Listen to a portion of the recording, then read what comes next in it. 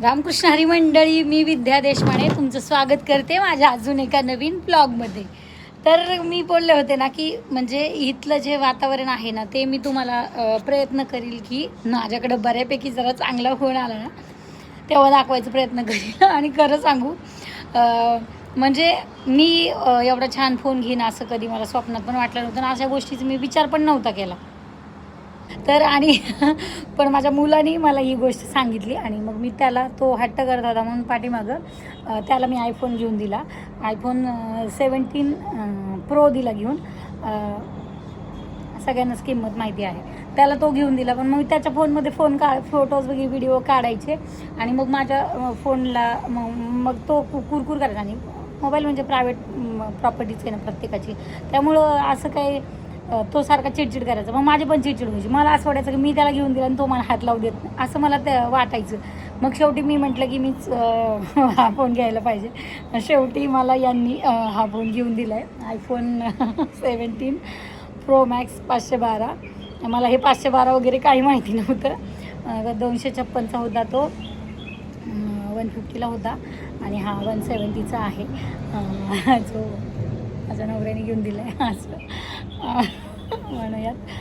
आणि तुम्हाला माझ्या आईची एक गोष्ट सांगते. 2004ला ना आमच्या गावात फोन आले होते, म्हणजे फोन म्हणजे ते टेलिफोन निगमचे फोन आले होते. आणि मग मी बोलले की मी आईला म्हणजे एक मैत्रीण होती माझी नावाची, तिने हट्ट केला नाही मला फोन पाहिजे घरामध्ये, मला जर फोन घेऊन दिला तर मी जेवणार. ती काय 1-2 दिवस जेवली नाही. मग तिच्या वडिलांनी लाडकी होती तिला फोन घेऊन दिला. गावाकडे आमची अशीच पद्धत होती बोलायची की तेलाची नाव्याची सुताराची पाटलाची कशाची अशी पद्धत होती. मला पण तेलाची पोरगी म्हणायची. तर मग तिच्या वडिलांनी लगेच तिला तात्याने फोन घेऊन दिला.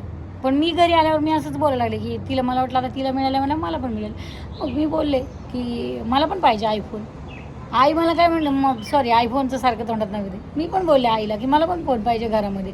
आई म्हणजे तुला घातलं चुलीत, तू नाही जेवली तरी चालशील, पण मी तुला फोन घेऊन द्या. आणि खरं सांगू हा एवढा मोठा फोन घेतला आहे. मी स्टोरी ठेवली, सगळ्यांनी माझ्या स्टोऱ्या ठेवल्या. अजून परत मी माझ्या भावाला सांगितलं, वहिनीलाच सांगितलं, सगळ्यांना सांगितलं, पण आईला नाही सांगितलं. कारण आईला जर या फोनची किंमत कळली ना आई बोंबलेल माझ्या नावानी. मला माहिती आहे अक्कल आहे का एवढा फोन कशाला घेतला एवढा महागाचा.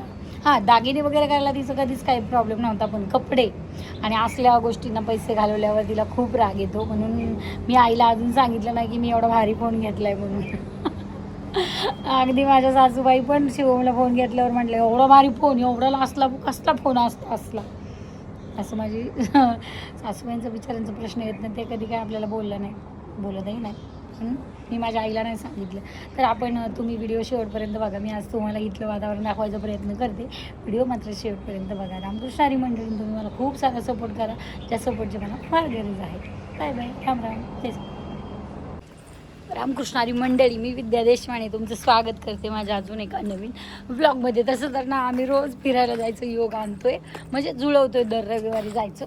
पण मला आमची 4 व्हीलरला उंदरांनी जरा त्रास दिला आहे, त्यामुळं कॅन्सल झालं जायचं. पण आत्ता मात्र आज म्हटलं 4 व्हीलर नाही आलं तरी चालेल, 2 व्हीलरवरच जायचं. पण फिरायला जायची गरजच आहे म्हणून आम्ही जाणार. मला खरं तर खूप सारे पिंपल्स आले जाऊ इथं आल्यापासून. काय करावं काय ना असं झालं. बघूयात आता. क्रीम मागवली आहे मी पुण्यावरून, जी इथं भेटत नाही. ओके चल, गाडी तिथं आण म्हटलं आहे मला, गाडी पुढं नेली.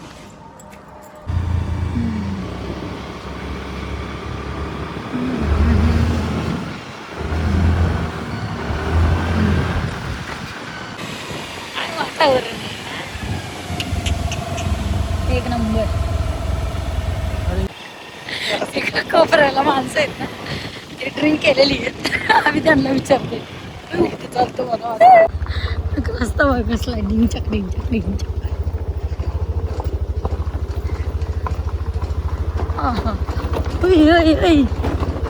हॉस्टेलमध्ये गाडीचं कॉलेजमध्ये गाडीचं काय वाटतं घालतो माहिती का? हां माहिती आता. चल थोडंसं विचार, पुढं बी असेल की. आता ते पेवढे होते पेलेले असन पुढे दमाने घे. अल्ट्राटेक सिमेंट मला फायनली सापडला. वॉटरफॉल चांगला मोठा आहे, पण तिथं जाता येणार नाही यार. इथं पाण्यात नाही जाता येणार आपल्याला. नाही जाता येणार. म्हणून म्हणत होते असले कपडे घालू नको.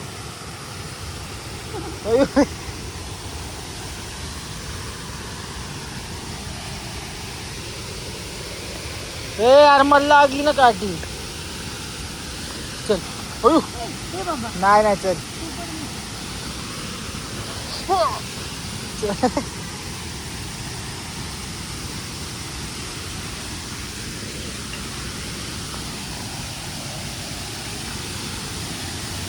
अभ्यास करताय का इथे येऊन? इथे येऊन अभ्यास करताय मग? वॉटरफॉल आहे तर हा वॉटरफॉल शिव म्हणतो हा असला वॉटरफॉल नसतो तर नाही हा वॉटरफॉल. पण वातावरण असलं भारी आहे ना, लय भारी वाटते काय सांगू तुम्हाला.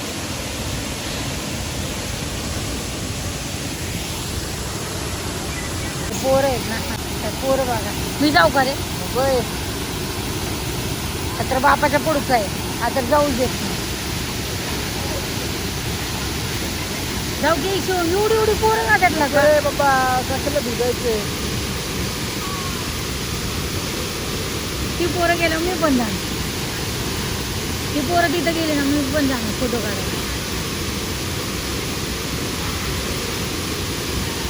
जाऊ दो मग पुढं. नाही बाबा. नाही लई खोल. आणि एवढं बरं पडतं फोन करतं नाही.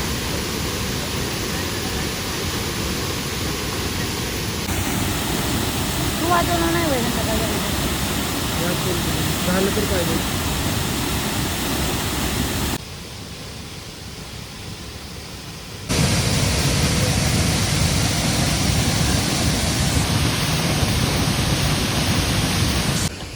तिथं बघ किती ब्राईटनेस वाटतंय, तिथं अंधार अंधार वाटतंय जरा. नाही ती झाडे नाही. हा झाडांमुळं त्याचा सगळा चष्मा झाला पांढरा.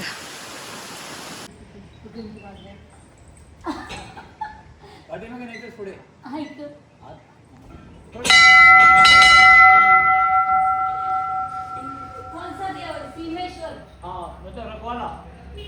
रखवाला म्हणजे रखवाला आहे, रखवाला म्हणजे राखणदार. राखणदार हे घे रे बोललेलं माझं. देवा आता आम्ही तुमच्या बी गावाला आहे, आमची बी राखण कर रे बाबा. राखणदार महाराजा.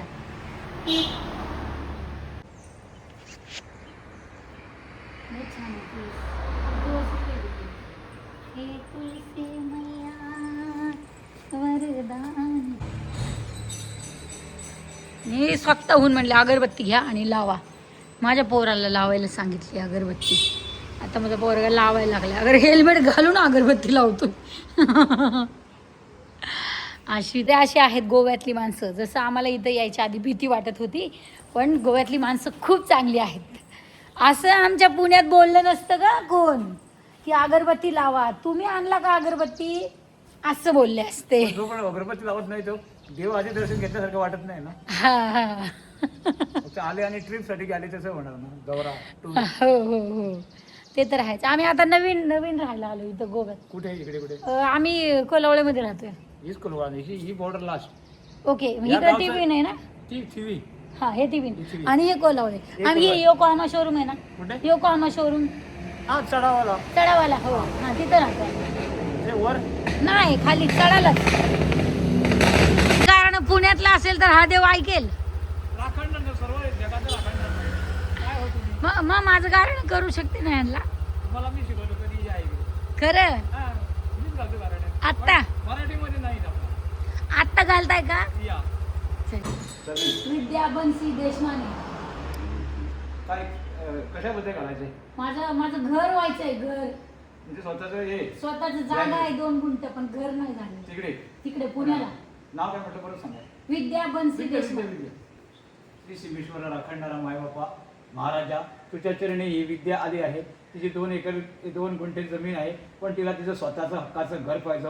त्यासाठी तुमच्या दारी पायाकडे आले की तुम्ही त्यांना इकडे बोलावलात की मी चमत्कार करून दाखवतो. विद्या तू माझ्या पायाकडे ये आणि मी तुला घर बांधण्यासाठी मदत करतो.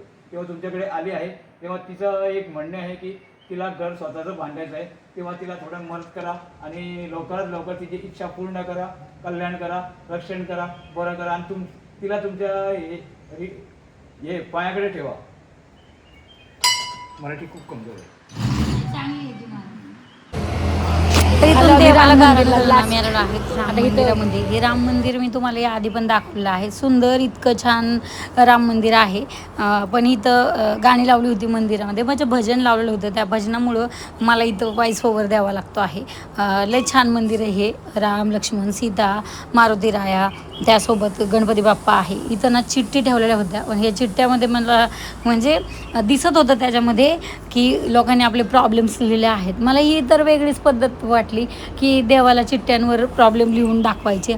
आता मला नाही माहिती देवांना चिठ्ठ्या लिहून दाखवायची गरज आहे का. देव आपलं भाग्य लिहितात, वाचतात, सगळंच करतात. त्यांना काय गरज आहे ना आपलं लिहून पाठवायची. पण इथल्या लोकांची कदाचित समजूत असेल. आणि या लोकांनी इतकं लिहिलेलं होतं ना की म्हणजे बघा आता हे इथून पुढं पण बघा अगदी फाईल भरली, या चिठ्ठ्या भरल्या, इतकं सगळं भरले. इतक्या चिठ्ठ्या होत्या ना की मला शिवमने त्याला हात नाही लावू दिला. म्हणलं मम्मी नको, लोकांचं आपण कशाला वाचायचं आहे ना, म्हणून त्याने मला हे गोष्टी वाचून दिल्या नाहीत. म्हणजे मी वाचल्या पण नसत्या, पण तो मला बघून पण देत नव्हता त्या चिठ्ठ्यांकडं. आणि भरपूर सारे मी तर म्हणते देवानी सगळ्यांच्याच अडचणी, सगळी दुःख सगळ्यांची दूर करावी एवढीच कामना. हे सुंदर असं मंदिर आहे जे मी तुम्हाला दाखवण्याचा प्रयत्न केला आहे. तिथून त्यानंतर बाहेरच्या वातावरणात आलो. इथं संध्याकाळी रोज भजन असतं. अजून तरी मी भजनाला गेलेले नाही आहे. तुम्ही कमेंटमध्ये सांगा मी इथं भजनाला जाऊ की नको जाऊ. आणि त्यानंतर बाहेरच्या सगळ्या वातावरणात इथं बघा इतकं सुंदर वातावरण आहे ना. शिवमने माझा थोडासा व्हिडिओ घेण्याचा प्रयत्न केला आहे. चला.